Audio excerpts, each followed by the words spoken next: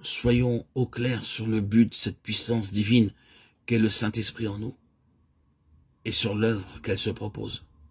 Dans les affaires de ce monde, les hommes sont très économes de la force dont ils disposent. Ils savent très bien la réserver pour la concentrer à propos sur le point où elle doit produire son effet.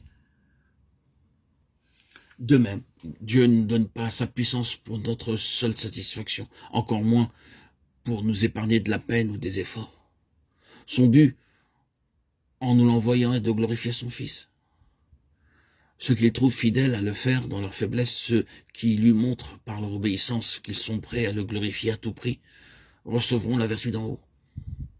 Dieu demande des hommes et des femmes qu'ils puissent revêtir de puissance.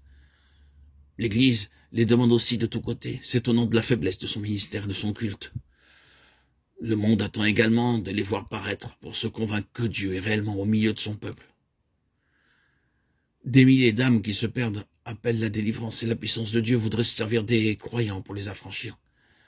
Ne nous contentons donc pas de prier Dieu, de les secourir et de les bénir. Ne nous bornons pas à faire de notre mieux pour leur venir en aide par nos propres efforts, mais que chacun de nous s'adonne sans réserve à vivre comme le témoin de Jésus. Prions Dieu de faire comprendre à ses enfants qu'ils doivent représenter Christ ici-bas précisément comme autrefois Christ représentait le Père. Vivons avec la ferme conviction que l'esprit de puissance est en nous et que si nous attendons à lui, le Père nous remplira de la puissance de son esprit.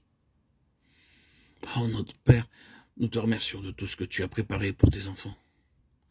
Nous te remercions de ce que c'est par leur faiblesse même qu'ils peuvent devenir forts, de ce que c'est précisément dans leur faiblesse que ta toute puissance te glorifie.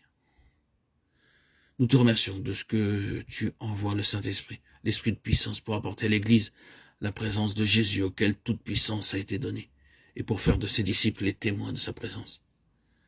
Oh, je te demande, mon Père, de me faire comprendre qu'aussitôt que j'ai le Christ vivant, je possède la puissance.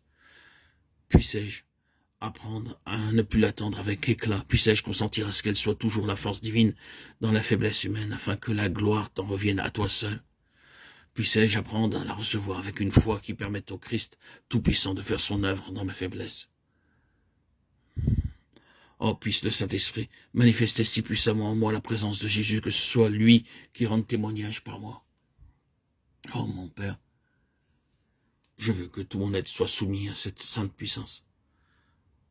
Je veux que tout en moi obéisse à ses lois chaque jour et tout le long du jour. Je veux la servir avec humilité jusque dans les moindres détails. Mon Père, fais régner en moi ta puissance, afin que préparé par elle, je sois propre à être employé par elle. Oh, que le but de ma vie soit de rendre honneur et gloire à ton divin Fils. Amen.